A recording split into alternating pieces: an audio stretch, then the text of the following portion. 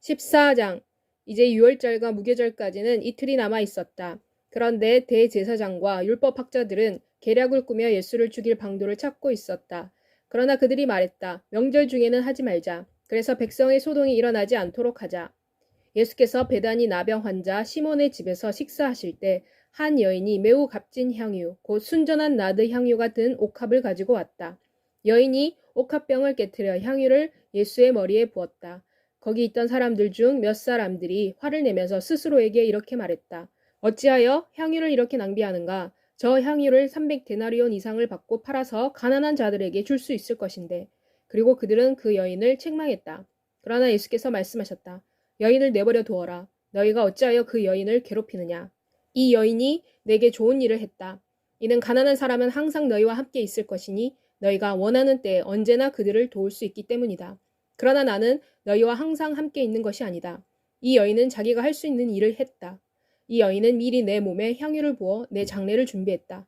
내가 진실로 너희에게 말한다. 온 천하 어디서든지 복음이 전파되는 곳에서는 이 여인이 행한 일도 전해져서 이 여인이 기억될 것이다.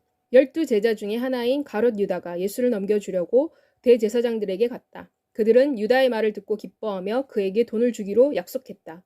그래서 유다는 예수를 넘겨줄 기회를 엿보았다. 무교절 첫날, 곧 유월절 양을 잡는 날에 제자들이 예수께 물었다. 선생님께서는 우리가 어디로 가서 당신께서 유월절 음식을 잡수실 수 있도록 준비하기를 원하십니까? 그래서 예수께서 제자들 중에서 2 사람을 보내시면서 말씀하셨다. 성 안으로 들어가라. 그러면 물동이를 지고 가는 사람이 너희를 맞이할 것이다. 그 사람을 따라가라. 그가 어느 집으로 들어가든지 그 집의 주인에게 이렇게 말하여라. 선생님께서 내가 제자들과 함께 유월절 음식을 먹을 수 있는 손님방이 어디 있느냐고 말씀하십니다. 그가 자리가 깔려있는 준비된 큰 다락방을 너희에게 보여줄 것이다. 거기에 우리를 위해 음식을 준비하라. 그래서 제자들이 떠나 성 안으로 들어가서 보니 예수께서 그들에게 말씀하신 대로 일이 준비되어 있었다. 그래서 그들은 유월절을 준비했다. 그날 저녁에 예수께서 12 제자들과 함께 오셨다. 그들이 식탁에 기대어 음식을 나눌 때 예수께서 말씀하셨다. 내가 너에게 진실로 말한다. 너희 가운데 하나가 곧 지금 나와 함께 먹고 있는 자 중에서 하나가 나를 배반할 것이다. 그들은 슬퍼하며 한 사람씩 예수께 내가 그 사람입니까? 내가 그 사람입니까? 라고 물었다. 예수께서 그들에게 말씀하셨다. 그 사람은 지금 나와 함께 빵을 먹고 있는 12 중에 한 사람이다. 인자는 자신에 대하여 기록된 대로 갈 것이다. 그러나 인자를 배반한 사람에게는 화가 있을 것이다. 그는 차라리 태어나지 아니했더라면 더 좋았을 것이다. 그들이 먹고 있을 때 예수께서 빵을 들고 축복하시고 기도를 드린 후 빵을 떼어 제자들에게 주시면서 말씀하셨다. 받아라. 이것은 내 몸이다. 또 예수께서 잔을 들고 감사 기도를 드린 후 그들에게 주셨다. 그들이 모두 이것을 마셨다. 예수께서 그들에게 말씀하셨다. 이것은 많은 사람을 위해 흘리는 내 피, 곧 언약의 피다.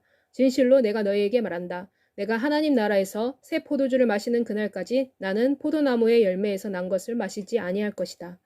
그들은 찬송을 부른 뒤 올리브산으로 갔다. 예수께서 그들에게 말씀하셨다.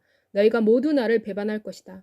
이는 이렇게 기록되어 있기 때문이다. 내가 목자를 칠 것이다. 그러면 양떼가 흩어질 것이다.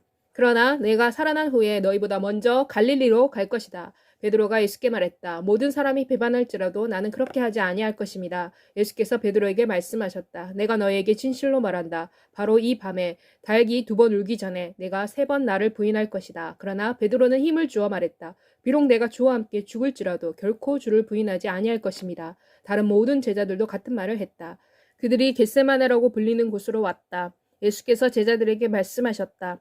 내가 기도하는 동안에 여기 앉아 있어라. 예수께서 베드로와 야고보와 요한을 데리고 가셨다. 예수께서 심히 근심에 잠겨 괴로워하셨다. 예수께서 그들에게 말씀하셨다. 내 마음이 심히 비통하다. 죽을 만큼이나 비통하다. 너희는 여기 머물러 깨어 있어라. 예수께서 조금 떨어진 곳으로 가셔서 땅에 엎드리셨다. 그리고 할 수만 있으면 그때가 그분에게서 지나가게 해달라고 그분은 기도하셨다. 그리고 예수께서 말씀하셨다. 아바 아버지, 당신께서는 모든 일이 가능하십니다. 이 잔을 내게서 가져가십시오. 그러나 내가 뜻하는 대로 하지 마시고 당신께서 뜻하시는 대로 하십시오. 그리고 나서 예수께서 제자들에게로 돌아와 보시니 그들은 자고 있었다. 예수께서 베드로에게 말씀하셨다. 시몬아, 내가 자고 있느냐? 내가 1시간도 깨어 있을 수 없었더냐? 내가 시험에 빠지지 않도록 깨어 기도하여라. 마음은 간절한데 육신이 약하구나. 예수께서 다시 가셔서 전과 같은 말로 기도하셨다. 예수께서 다시 와서 보시니 그들이 자고 있었다. 그들의 눈이 무거웠기 때문이었다. 그들은 무슨 말로 예수께 대답해야 할지 몰랐다. 예수께서 세 번째로 그들에게 돌아오셔서 말씀하셨다. 아직도 너희가 자면서 쉬고 있느냐? 그것으로 족하다. 때가 왔다. 보아라, 인자가 죄인들의 손에 넘겨지고 있다. 일어나라, 가자. 저기 나를 배반할 자가 오고 있다. 예수께서 말씀하고 계시는데 12 중에 하나인 유다가 왔다. 대제사장들과 율법학자들과 장로들로부터 파송된 무리가 칼과 몽둥이로 무장하고 유다와 함께 왔다. 예수를 배반하는 자가 이미 그들과 이러한 신호를 정해놓았다. 곧 내가 입을 맞추는 자가 바로 그 사람이니 그를 붙잡아 안전하게 끌고 가시오. 유다가 예수께 바로 다가가 선생님 하면서 그분에게 입을 맞추었다. 사람들이 예수를 붙잡아 체포했다. 그때 그 가까이에 서 있던 사람들 중 한 사람이 그의 칼을 빼내 대제사장의 하인을 쳐서 그의 귀를 잘라버렸다. 예수께서 그들에게 말씀하셨다. 너희가 강도에게 대항하듯이 칼과 몽둥이를 가지고 나를 잡으러 왔느냐? 날마다 나는 너희와 함께 있었으며 성전에서 가르쳤다. 그런데도 너희는 나를 잡지 아니했다. 그러나 성경의 말씀은 이루어져야만 한다. 그러자 제자들이 다 예수를 버리고 도망쳤다. 한 청년이 예수를 따라갔다. 그러나 그는 그의 벗은 몸에 혼이불을 두르고 있었다. 사람들이 그를 붙잡자 그는 혼이불을 버리고 달아났다. 그들은 예수를 끌고 대제사장에게로 갔다. 대제사장들과 장로들과 율법학자들이 모두 모여들었다. 베드로가 멀리서 예수를 뒤따라 대제사장의 집 앞마당까지 들어갔다. 거기서 그는 경비병들과 함께 앉아 불을 쬐고 있었다. 대제사장들과 온 공회가 예수를 죽이려고 그를 고소할 증거를 찾으려고 했으나 아무것도 찾지 못했다. 이는 많은 사람들이 예수에 대해 거짓 증거를 댔지만 그들의 증언이 일치하지 아니했기 때문이었다. 그런데 몇몇 사람들이 일어나서 예수에 대해 거짓 증언하여 말했다. 우리는 그가 손으로 만든 이 성전을 내가 허물고 3일 안에 손으로 만들지 아니한 다른 성전을 지을 것이다 라고 말하는 것을 들었습니다. 그러나 그 증언도 서로 일치하지 아니했다. 그때 대제사장이 사람들 앞에서 일어나 예수께 물었다. 너는 아무 대답도 하지 않느냐? 이 사람들이 너를 반대하는 증거를 너는 어떻게 생각하느냐? 그러나 예수께서는 침묵하고 아무 대답도 아니하셨다. 다시 대제사장이 예수께 물으면서 말했다. 내가 찬양을 받으셔야 할 분의 아들 그리스도냐? 예수께서 말씀하셨다. 내가 그 사람이다. 그리고 인자가 전능하신 분의 우편에 앉아 있는 것과 구름을 타고 오는 것을 너희가 볼 것이다. 이때 대제사장이 그의 옷을 찢으며 말했다. 우리가 어찌 더 증인이 필요하겠소? 여러분은 그가 하나님을 모독하는 것을 들었소. 어떻게 생각하시오? 사람들은 모두 예수가 사형을 받아야 마땅하다고 정죄했다. 어떤 사람들은 그에게 침을 뱉기 시작했다. 그들은 예수의 눈을 가리고 주먹으로 치면서 말했다. 예언을 하여 보아라. 경비병들도 손바닥으로 예수를 때렸다. 베드로가 대제사장의 집 안뜰 아래쪽에 있을 때 대제사장의 하녀 중 하나가 다가왔다. 그녀가 베드로가 불을 쬐고 있는 것을 보자 그를 주목하여 보면서 말했다. 너도 저 나사렛 예수와 함께 있었다. 그러나 베드로는 이를 부인하며 말했다. 나는 내가 지금 무슨 말을 하는지 알지 못하고 깨닫지도 못한다. 그는 이렇게 말하고 앞들로 나갔다. 그리고 달기 울었다. 하녀가 거기서 베드로를 다시 보고 주위에 서 있는 사람들에게 말했다. 이 사람이 그 사람들 중에 하나다.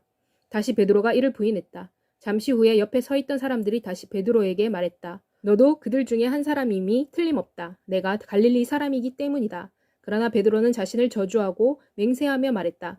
나는 당신들이 말하는 그 사람을 알지 못합니다. 바로 그때 달기 2번째로 울었다. 그러자 베드로는 예수께서 그에게 하신 말씀, 곧 달기 2번 울기 전에 내가 나를 3번 부인할 것이다 라는 말씀이 생각나서 엎드려 울었다.